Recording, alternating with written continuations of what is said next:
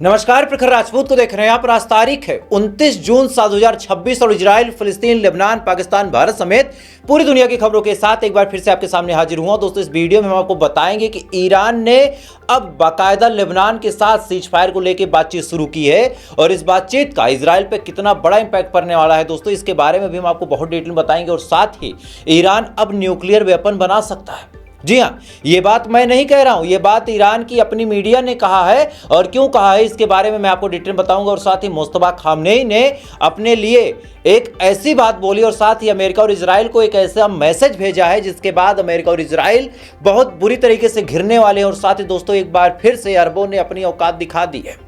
Iran के खिलाफ अरब देश एक बार फिर से इकट्ठा हो रहे हैं और इकट्ठा होकर उन्होंने क्या कुछ कहा है, क्या कुछ किया है, इस वीडियो में हम बहुत डिटेल में बताएंगे। और साथ ही दोस्तों, लेबनान को लेकर इजराइल ने ऐसा प्लान बनाया है जिस प्लान को जब आप सुनेंगे तब आपको पता चल जाएगा कि लेबनान को छोड़ने का मकसद इजराइल का है ही नहीं। और साथ ही ईरान के न्यूक्लियर को लेकर भी इजराइल की तरफ से बड़ा ऐलान किया गया है और क्या कुछ कहा गया है इस वीडियो में हम आपको बहुत डिटेल में बताएंगे। और साथ ही भारत में मुसलमानों के साथ क्या कुछ हो रहा है वो भी इस वीडियो में आपको बताएंगे। यानी यकीन मानिए दोस्तों, एक ही वीडियो में पूरी दुनिया की वो तमाम बड़ी खबरें, जिन खबरों को देखने के लिए आप अलग अलग चैनलों पे जाते हैं, जिन खबरों को देखने के लिए आप घंटों का वक्त जाया करते हैं, उन तमाम बड़ी खबरों को हम आपको एक ही वीडियो में बताएंगे। इस वजह से अगर आप चैनल पे नए हैं तो वीडियो को लाइक कर लीजिएगा, चैनल को सब्सक्राइब कर लीजिएगा और साथ ही आप अपना नाम मुझे कमेंट करके बताइएगा ताकि मुझे पता चले कि मुझे देखने वाले कौन लोग हैं। तो आप कमेंट कर दीजिएगा दोस्तों, तब तक एक एक करके मैं आपको खबरें बताता हूं। और सबसे पहली, सबसे बड़ी, सबसे अहम खबर यह है कि ईरान की अपनी स्टेट मीडिया में यह खबर चल रही है कि ईरान के पास अब कोई चॉइस नहीं है सिवाय न्यूक्लियर वेपन के। क्योंकि बार बार ईरान की सरकार ने, बार बार ईरान के सुप्रीम लीडर ने यह बात बोली कि ईरान न्यूक्लियर वेपन नहीं बनाएगा, लेकिन जितनी भी बार ईरान ने यह बात बोली, ना तो अमेरिका ने कुछ सुना, ना ही इजराइल ने कुछ सुना। जब भी इनका मन करता है ये मुंह उठा के हमला करने आते हैं। वो बात अलग की है कि मार खा के जाते हैं, लेकिन बार बार जब हमला ये करते हैं तो ईरान को नुकसान तो होता है।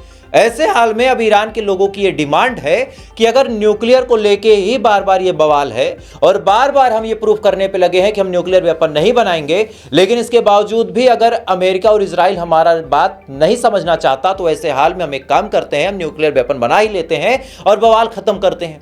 अब ये बात जब ईरान के लोगों ने कहनी शुरू कर दी है तो कहीं ना कहीं जो ईरान के ऑफिशियल्स हैं अब इस बयान से बच रहे हैं कि हमें न्यूक्लियर वेपन नहीं बनाना।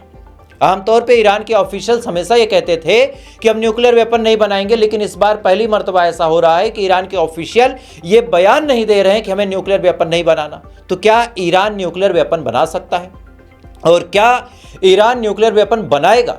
अब ये दोनों समय के ऊपर डिपेंड करते हैं कि आखिर ईरान का प्लान क्या है। लेकिन जिस हिसाब से ईरान के लोगों की डिमांड है, अब कहीं ना कहीं रास्ता बड़ा साफ नजर आ रहा है कि ईरान न्यूक्लियर वेपन बना सकता है। खैर, इसी दौरान दोस्तों, मुस्तफा खामनेई यानी ईरान के नए सुप्रीम लीडर ने यह बात बोली है और ये बात बड़ी गंभीरता से बोली है कि ईरान अब बेंजामिन नेतन्याहू और डोनाल्ड ट्रंप को इंटरनेशनल कोर्ट लेके जाएगा और वहां पे उनके ऊपर मुकदमा चलाया जाएगा कि किस हिसाब से मीनाब के ऊपर हमला करके 164 बच्चों को मारा। मतलब बच्चों को मार के जो जेनोसाइड करने का काम अमेरिका और इजराइल ने किया है, उसके खिलाफ अब ईरान इंटरनेशनल कोर्ट जाके इंटरनेशनल कोर्ट का दरवाजा खटखटाएगा ताकि अगर इंटरनेशनल कोर्ट में इंसाफ हो सकता हो तो हो जाए। बाकी ईरान तो इंसाफ करने में तेज है। और ऐसा क्यों कह रहा हूं, अब आप अगली खबर सुनिए। दरअसल ईरान ने जो हमले किए अभी आज और कल में, उन हमलों की मिसाइलों का वीडियो फिर से जारी किया है। वीडियो एक बार देखें, फिर इसके बारे में आपको डिटेल बताता हूं।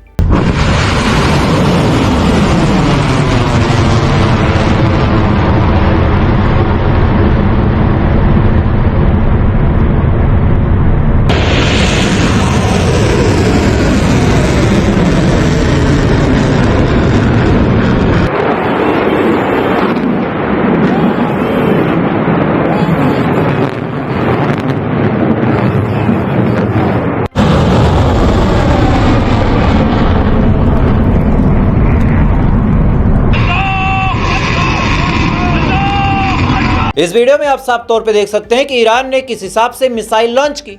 अब सबसे बड़ी बात दोस्तों ये है कि इस बार भी ईरान ने एक मैसेज भेजा। चूंकि आमतौर पे ईरान जब मिसाइलें मारता है तो उसमें कुछ ना कुछ कोड, कुछ ना कुछ मैसेज या फिर कुछ ना कुछ ऐसी बात लिखता है जिससे पूरी दुनिया को ईरान के हमले का मकसद पता चल सके। इस बार ईरान ने जो लिखा है वो बड़ी गंभीरता के साथ लिखा है कि डोनाल्ड ट्रंप अगर ईरान के ऊपर हमला करता है तो इससे अमेरिका का केवल एक फायदा होगा कि जो लोग अमेरिका में ताबूत बनाते हैं, जो लोग शमशान घाट में काम करते हैं, कब्रिस्तान में काम करते हैं, उनकी इनकम बढ़ने वाली है। अब इस बात के क्या मायने? इस बात का मायना बड़ा साफ है कि जो लोग ईरान के ऊपर हमला करके अमीर होने का ख्वाब देख रहे हैं, उनको ईरान मार के ख़त्म कर देगा। अच्छा, जब मार के उनको ख़त्म कर देगा तो वो लोग कहाँ जाएंगे? वो लोग जब अपने देश जाएंगे तो ताबूत लगेगा, तो ताबूत खरीदा जाएगा, तो जो लोग ताबूत बनाते हैं वो पैसा कमाएंगे। यानी ईरान ने साफ तौर पे कहा है कि कोई भी अमेरिकन शख्स बचेगा नहीं अगर अमेरिका ईरान के ऊपर हमला करता है तो। खैर, इसी दौरान दोस्तों अभी मैंने आपको शुरू में बताया था कि जो अरब देश हैं उन्होंने अपनी औकात फिर से बता दी। खबर आपकी स्क्रीन पे है, ये अल जजीरा की रिपोर्ट है, साथ ही अलग अलग और साइटों पे भी ये रिपोर्ट चल रही है कि इटली ने ईरान के हमले को कंडेम किया है। इटली ने कहा कि बहरीन के ऊपर जो हमला ईरान ने किया, जो कुवैत के ऊपर हमला किया, वो हमला बिल्कुल गलत है और हम इसको कंडेम करते हैं। अब इटली ने तो ये बात बोल दी, चूंकि इटली नाटो का मेंबर है, नाटो अमेरिका सब एक ही है, इटली ने बोला वो तो ठीक है। लेकिन फौरन बात दोस्तों यूएई ने भी ये बात बोल दी। यूएई ने भी साफ तौर पे कहा कि जो हमला हुआ है इस हमले को हम कंडेम करते हैं और ईरान ने ये जो काम किया है ये काम सीजफायर को तोड़ने वाला है। मतलब सोचिए, ईरान के ऊपर पहला हमला इजराइल करता है, बाद में अमेरिका करता है, इस बार भी अमेरिका ने पहले हमला किया, लेकिन पलटवार अगर ईरान कर देता है तो वो सीजफायर के लिए खतरा है। मेंटेलिटी देखिए आप इनकी कि ये सीजफायर के लिए खतरा है। बहरीन ने भी सेम बात बोली कि वो तो अमेरिका ने हमारे हाथ रोक लिए, वरना तो हम ईरान को खत्म कर देते। मतलब वो वीडियो आपने देखा होगा ना कि मेरे बाबा परदादा लड़ाकू थे और इसके अंदर तो सूरवीरों का खून दौड़ रहा है। एक मूवी में कॉमेडी सीन है, तो सेम हाल इनका है कि वो तो अमेरिका ने रोक दिया, नहीं तो हम ईरान को सबक सिखा देते। और ईरान ने जो हमला किया उस हमले को हम कंडेम करते हैं। इटली ने भी कर दिया, बहरीन ने भी कर दिया, कुवैत ने भी कर दिया, इसके अलावा दोस्तों यूएई ने भी कर दिया। मतलब 3 से 4 देशों ने कंडेम कर दिया ईरान के इस हमले को, और यही अरबों की हकीकत है, इस बात को आप समझ लीजिएगा। खैर, इसी दौरान दोस्तों सऊदी अरब से बड़ी अपडेट निकल के सामने आ रही है कि सऊदी अरब के अंदर एक हेलीकॉप्टर क्रैश हुआ है और क्रैश में 14 लोग मारे गए। अब ये क्रैश कैसे हुआ है, क्या कुछ हुआ है, इसके बारे में अभी तक जांच पड़ताल हो रही है। लेकिन अचानक से सऊदी अरब में यूं हेलीकॉप्टर का क्रैश करना कहीं ना कहीं इस तरफ भी इशारा करता है कि शायद कुछ तो हुआ है। और सेम ऐसा ही कुछ इजराइल में भी हुआ। इजराइल के हेलोन में अचानक से एक कार में ब्लास्ट होता है, और जब ब्लास्ट होता है तो उसमें एक शख्स मारा जाता है। एक वीडियो सोशल मीडिया पर निकल के सामने आया है, मैं चाहूँगा कि उस वीडियो को देखें आप।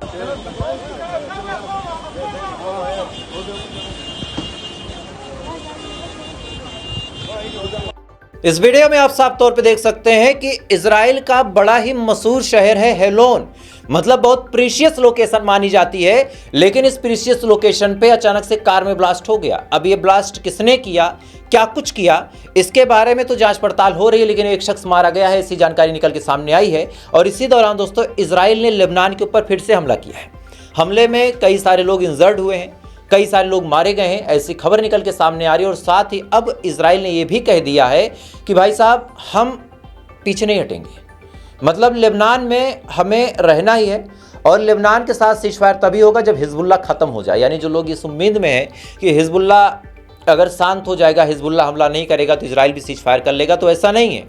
अब इनका कहना यह है कि जब तक हिजबुल्लाह खत्म नहीं होता तब तक सीजफायर नहीं होगा। यानी अब तक ये जो नौटंकी चल रही है इसका कोई मतलब नहीं है। वहीं इजराइल के मंत्री हैं गिदोन सार, उनका कहना यह है, सुनिए जरा, कि ईरान को अपना इनरिच यूरेनियम हमें देना होगा।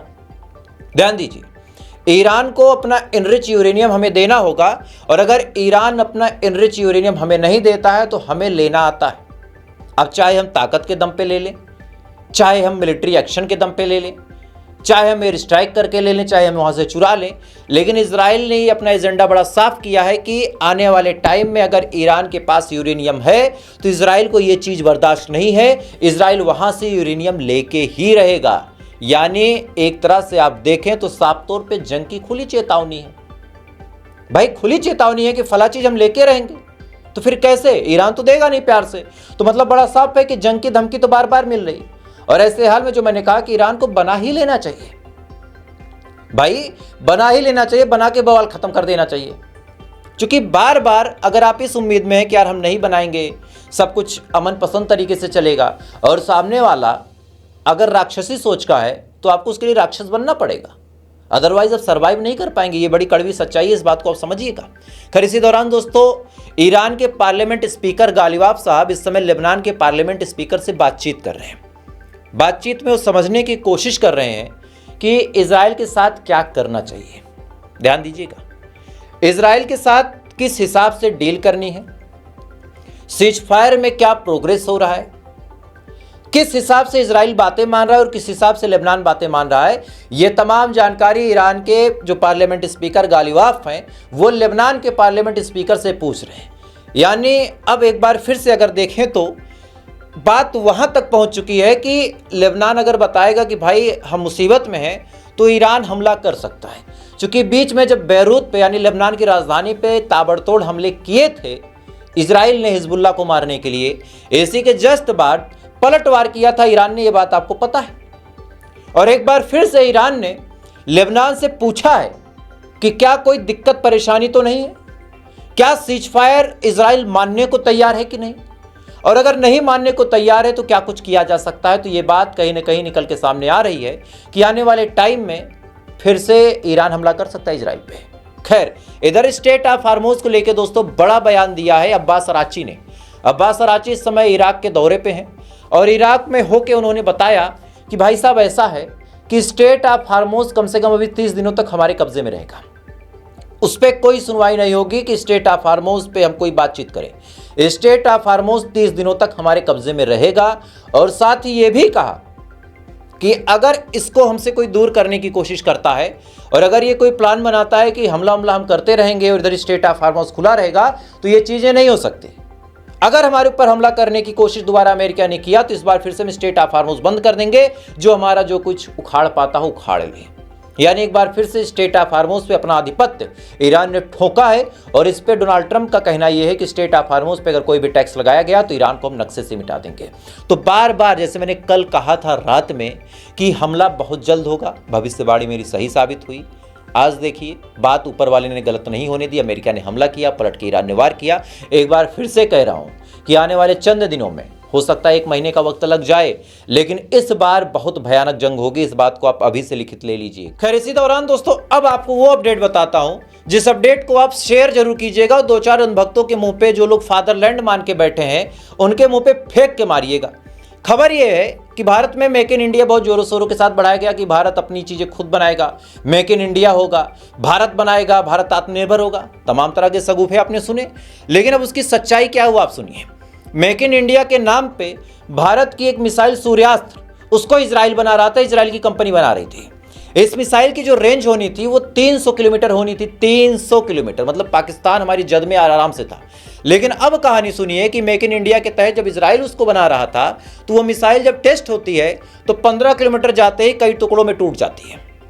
मतलब मेक इन इंडिया नाम था तो इजराइल क्यों बना रहा, पहला तो ये नहीं समझ में आया। और दूसरी बड़ी बात, हमारा उस पर लोगो लगता, सब कुछ होता, लेकिन इजराइल ने उसका मजाक उड़वा दिया कि भाई भारत की सूर्यास्त मिसाइल जो है वो 15 किलोमीटर जाके टुकड़े टुकड़े हो गई। लेकिन अभी भी कई सारे लोग ऐसे हैं कि इजराइल को फादरलैंड मान के बैठे और उनको ऐसा लगता है कि इजराइल भारत का बड़ा सगा है, बड़ा सगा है, उनको ऐसा लगता है। और उसके पीछे वजह यह है कि इजराइल मुसलमानों का दुश्मन है और इनकी सोच में इस कदर नफरत है कि ये भी मुसलमानों से नफरत करते हैं। तो ऐसे हाल में ये इजराइल को फादरलैंड मान के बैठे। नफरत की इंतहा इसी है कि तेलंगाना का एक वीडियो आपको दिखाऊंगा। एक स्कूल में एक टीचर थे जिनका नाम था आमिर खान। आमिर खान जाते हैं वहाँ पे उर्दू पढ़ाने, हिंदू मुसलमान जो भी बच्चे बैठे थे सबको उर्दू पढ़ाने लगते हैं। और जैसी बात बीजेपी का एक नेता सुनता है, पहुंचता है और इस टीचर को थप्पड़ मार देता है। वीडियो देखें आप।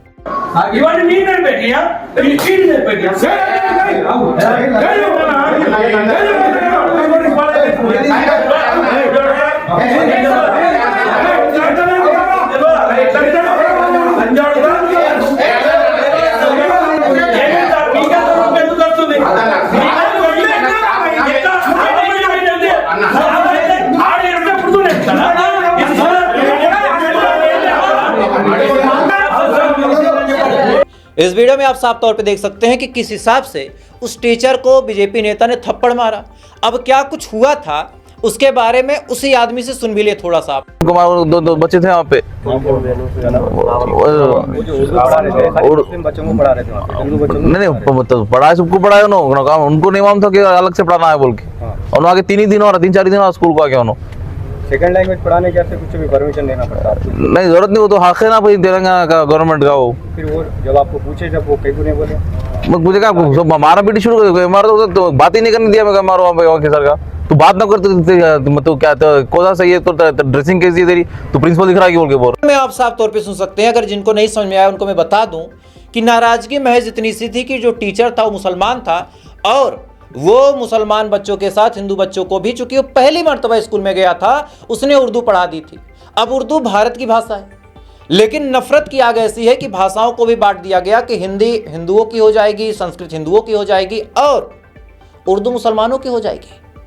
इस हिसाब से नफरत है। अच्छा, ये नफरत नेताओं समेत अब अलग अलग महकमे में भी आपको देखने को मिलेगी। बिहार के मुजफ्फरनगर में एक मुस्लिम शख्स थे, बेचारे पुलिस वाले थे, मुहर्रम का जुलूस था, हाथों में 2 तलवार लेके वो कलाकारियां करते हैं, मतलब दिखाते हैं अपना कर्तव्य। अब जैसे ये वीडियो सोशल मीडिया पे वायरल हुआ, फौरन उनको लाइन हारिज कर दिया गया और कहा गया कि भाई साहब तुमने डिसिप्लिन तोड़ा है, तुम वर्दी में थे, तुम्हें ऐसा काम नहीं करना चाहिए था। ठीक भाई, डिसिप्लिन में रहना चाहिए, वर्दी था, वर्दी का अपमान नहीं होना चाहिए, धर्म को फॉलो नहीं करना चाहिए, आप वहाँ पे सिक्योरिटी देखने गए थे, ठीक, मैं भी मान लेता हूँ। 2 मिनट के लिए मेरे कहने से आप भी मान लीजिए, गलत किया इस भाई ने। लेकिन अब आपको स्क्रीन पे कुछ तस्वीरें दिखाता हूँ। सबसे पहले ये तस्वीर देखिए, ये संभल के सीओ अनिल चौधरी साहब हैं जो हाथों में गदा लेके चल रहे हैं, हाथों में गदा लेके चल रहे हैं, ठीक। दूसरा आप तस्वीर देखिए, यहाँ पे कांवड़िए का पैर पुलिस वाला दबा रहा। चलिए अब तीसरी तस्वीर आप देखिए, यह भी धर्म से जुड़ा हुआ है। अब इन तीनों तस्वीरों में जो कुछ हुआ है, इसके बावजूद भी तीनों पे कोई भी ऐसे डिसिप्लिन इंक्वायरी नहीं बैठी जिससे यह कहा जा सके कि हाँ इक्वलिटी है। मुहर्रम के जुलूस में अगर उस मुसलमान ऑफिसर ने गलत किया तो क्या इन तीनों ने सही किया? और अगर इन तीनों ने सही किया तो क्या उसने गलत किया? या तो फिर चारों सही हैं या फिर चारों गलत हैं। लेकिन जब पक्षपात के तरीके से कार्रवाई होती है तब अविश्वास आता है। जैसे उस टीचर को मारा गया, वो बेचारा ज्ञान देने गया था, लेकिन क्या हुआ? थप्पड़ पड़े। और ये इस देश की विडंबना है और इसी फूट का फायदा विदेश उठाता है कि इजराइल भारत को सपोर्ट कर देगा, अमेरिका पाकिस्तान को कर देगा, दोनों अपने अपने हथियार बेच लेंगे, भारत पाकिस्तान लड़ेगा। क्यों लड़ेगा? वजह साफ है। खैर, तो फिलहाल दोस्तों अभी के लिए बस इतना ही। अगर आप मेरी बातों से सहमत हैं तो वीडियो को शेयर कर दीजिए ज़्यादा से ज़्यादा, लाइक सब्सक्राइब कर दीजिए, अपने घर वालों से भी सब्सक्राइब करवाइए ताकि वो भी देखें, सही खबरें सुने। बाकी थोड़ी देर बाद आपसे फिर मुलाकात होगी ऐसी किसी खबर के साथ। तब तक आप अच्छे रहें, खुश रहें, अपना ख्याल रखें, अपने देश का ख्याल रखें। जय हिंद, ऊपर वाला आपकी बात करे।